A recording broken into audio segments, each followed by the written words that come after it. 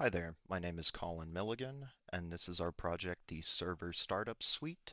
It was a suite created to automate the deployment of base setups for domain controller and workstations utilizing PowerShell scripts.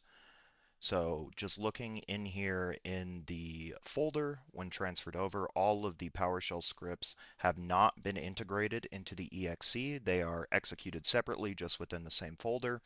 This was intentional to allow for modularity and modification depending on the environment that the suite is deployed in.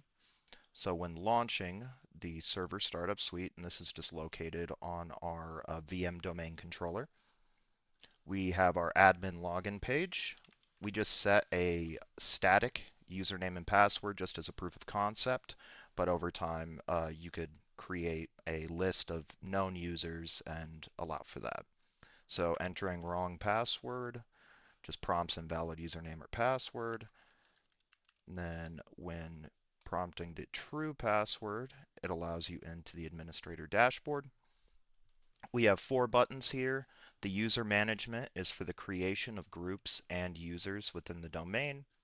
The base workstation setup is disabling known vulnerabilities and services, as well as disabling potentially troublesome things like inbound ping. The system summary page, which just provides important information about the system to allow for like better troubleshooting. And then the advanced tab, which allows for the execution of custom PowerShell scripts that are not included within the suite already. So coming here, if we just click on the system summary page, it'll provide the server summary, all the information necessary, including the IP, and then prompt the user that it started successfully. We have the Advanced tab that allows for advanced deployment.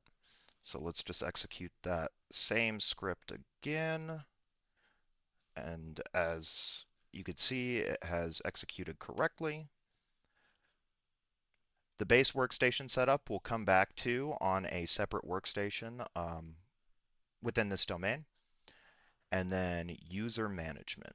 So creation of users and user groups. So let's do, this is a test 3. This does require a complex password. So this is a test 3, was handled successfully.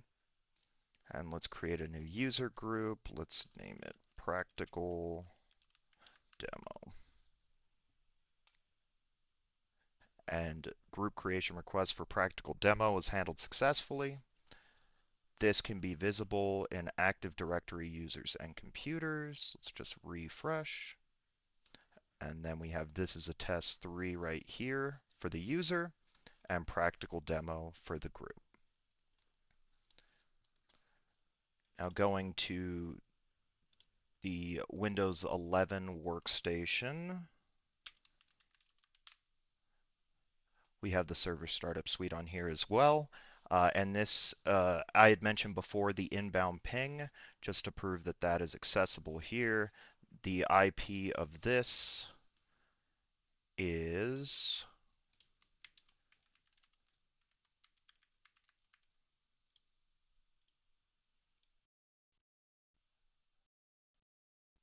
10.0.0.12. So coming to my local system command prompt, pinging that device, we get a reply. And then after execution of the base workstation setup,